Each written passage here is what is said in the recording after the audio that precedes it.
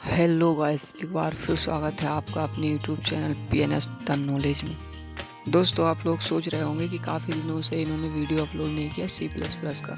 तो वो सिर्फ इसलिए क्योंकि अभी आपके कॉलेज चालू थे नहीं, इसलिए आप लोगों का पढ़ाई में मन लग नहीं रहा होगा।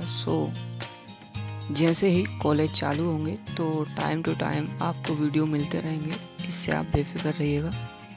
तो आज की इस वीडियो में हम रेफरेंस वेरिएबल के बारे में जानेंगे। पॉइंटर क्या होता है ये तो आप लोग C लैंग्वेज में सीख चुके होंगे। आज की वीडियो में हम देखेंगे कि रेफरेंस वेरिएबल क्या होता है। थोड़ा थोड़ा पॉइंटर वेरिएबल को भी रिकॉल करेंगे। तो चलिए वीडियो शुरू करते हैं। जैसा कि आप लोग C++ में जानेंगे और पहले से C में दो वेरिएबल हम देख चुके हैं।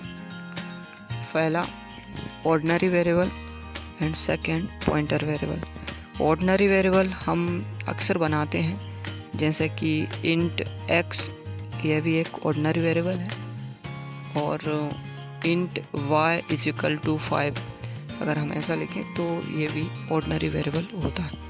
पॉइंटर वेरिएबल में ऑर्डिनरी वेरिएबल का रेफरेंस स्टोर कराया जाता है और सेम पॉइंटर वेरिएबल्स की तरह ही हमारा यह रेफरेंस वेरिएबल होता है। पॉइंटर वेरिएबल और रेफरेंस वेरिएबल में अंतर कुछ भी नहीं है। जो पॉइंटर वेरिएबल से होता है वही काम रेफरेंस वेरिएबल से होता है। फ़र्क सिर्फ इसे बोलने का होता है। जैसे कि पॉइंटर वेरिएबल बोलते हैं तो हम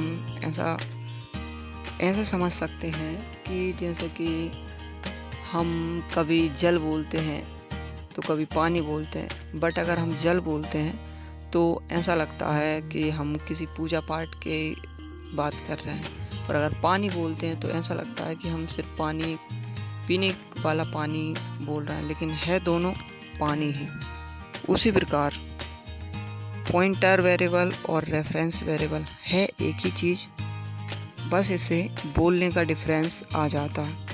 पर इसकी कुछ खासियत भी चेंज हैं, जैसे कि पॉइंटर वेरिएबल का अपना कुछ रूल होता है, रेफरेंस वेरिएबल्स के अपने कुछ रूल होते हैं। तो रेफरेंस वेरिएबल को बनाने का फर्स्ट रूल तो ये है कि इसका वेरिएबल बनाते टाइम इसे एंड सिंबल का यूज़ करते हैं, जैसे कि इंट एंड z।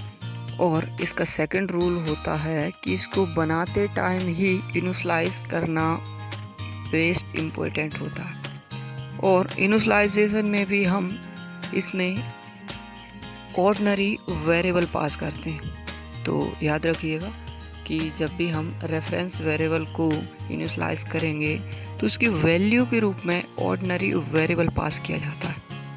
और एक खासियत इसकी, अगर हम जिस ऑर्डिनरी वेरिएबल को इसकी वैल्यू के रूप में पास करते हैं उसे ही हम इस वेरिएबल के नाम से एक्सेस करते हैं।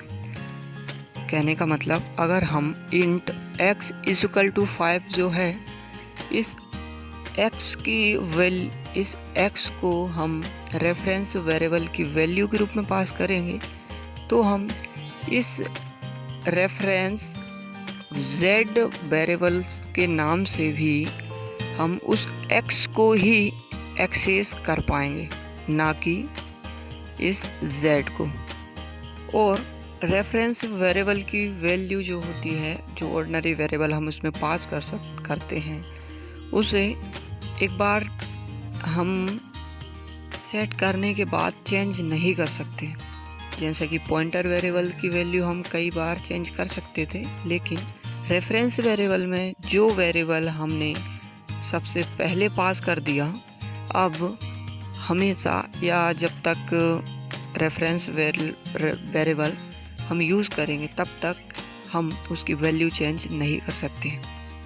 क्योंकि अगर हम चेंज करने की कोशिश करेंगे भी तो वो y चेंज नहीं होगा, वो x चेंज होगा। क्योंकि हम y के नाम से भी ये जो हमने z वेरिएबल बनाया है, रेफरेंस वेरिएबल, इसको एक्सेस करने के नाम से भी हम उस x को ही एक्सेस कर रहे हैं। सो अगर हम इस z वेरिएबल में कुछ एक्सचेंज करने की कोशिश करेंगे तो वो x में ही चेंज होगा, ना कि z में। जैसे कि x इक्वल टू 5 है और अगर हम इधर z प्लस प्लस कर दें तो z की वैल्यू में अंतर नहीं आएगा, बल्कि उस x की वैल्यू में अंतर आएगा, जो कि 5 है तो वो 6 हो जाएगा। सो आपको एक बात क्लियर हुई होगी कि रेफरेंस वेरिएबल के नाम से ही इसके नाम से भी हम उस ऑर्डिनरी वेरिएबल को ही यूज़ करते हैं। तो चलिए इसका एक छोटा सा प्रैक्टिकल भी देखते हैं कि वाकई में हम क्या z को एक्सेस करने से हम एक्सेस उसी को करेंगे जिसकी वैल्यू हमने पास की है, और क्या रेफरेंस वेरिएबल में कुछ अपडेट करने से क्या वाकई में ऑर्डिनरी वेरिएबल में ही चेंज होगा? अगर होगा तो कैसे? चलिए देखते हैं इसका एक प्रैक्टिकल। और हाँ गाइस, अब आप लोगों के मन में यह क्वेश्चन ज़रूर आ रहा होगा कि अगर pointer variable and reference variable एक ही काम करता है तो हमें इन्हें अलग अलग बनाने की क्या ज़रूरत है, क्यों ना हम पॉइंटर वेरिएबल ही बना लिया करें।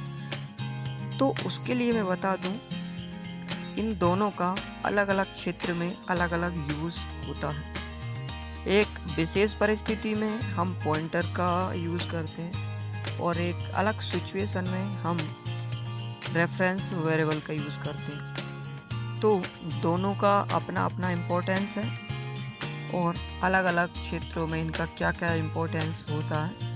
तो आप इतना ना घबराइए, आप आगे हमारे इसी चैनल पे बने रहिएगा, तो लास्ट तक हम और आगे की वीडियोस में इनको अच्छे से कवर करेंगे, क्योंकि कोई भी चीज़ हो एक बार में हमें अच्छे से समझ में नहीं आती है, तो थोड़ा थोड़ा हम सीखते चलेंगे, तो आसानी से हमको आगे की वीडियो में जब देखेंगे तो सब अच्छे से क्लियर हो जाएगा। सो आप घबराएं नहीं, अभी जितना बताया उसको याद रखें, इसके रूल्स क्या होते हैं, इसको बनाने का तरीका क्या होता है। तो चलिए देर ना करते हुए जल्दी से इसका एक सादा सा प्रैक्टिकल देखते हैं, बहुत आसान सा, जो आपको बहुत इजीली समझ में आ जाएगा। गाइस, इसकी मेन जो बेसिक कोडिंग होती है वो हमने पहले से ये लिख के रखी हुई है। तो चलिए इसकी हम आगे की कोडिंग करते हैं। तो लिखते हैं इंट एक्स, तो ये हमने एक ऑर्डिनरी वेरिएबल बनाया। एक और बनाते हैं इंट 10% वाई, तो ये हमारा रेफरेंस वेरिएबल होगा, इसमें हमने एक्स पास किया हुआ है। तो सी आउट की मदद से हम पहले तो इन दोनों को प्रिंट कराते हैं कि क्या प्रिंट होता है। तो ये हमने लिखा ऑर्डिनरी वेरिएबल और एक्स, इसमें हम एक्स की वैल्यू प्रिंट करा देंगे। तो ये हमारी ऑर्डिनरी वैल्यू प्रिंट कराएगा। इसके बाद एक और सी आउट लिखते हैं जिसमें हम ये नेक्स्ट लाइन के लिए /n, और हम सेकंड लाइन में रेफरेंस वेरिएबल को प्रिंट कराएंगे।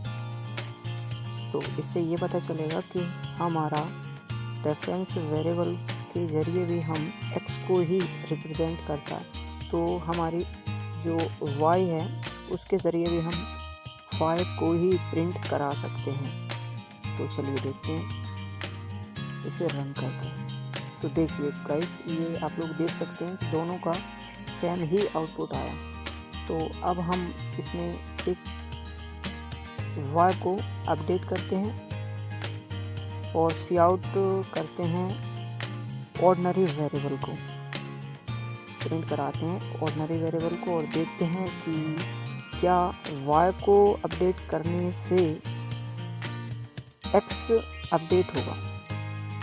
तो चलिए ये हमने x को प्रिंट कराने के लिए, ये देखिए दोस्तों, ऑर्डिनरी वेरिएबल पहले 5 था, अब 6 हो चुका है।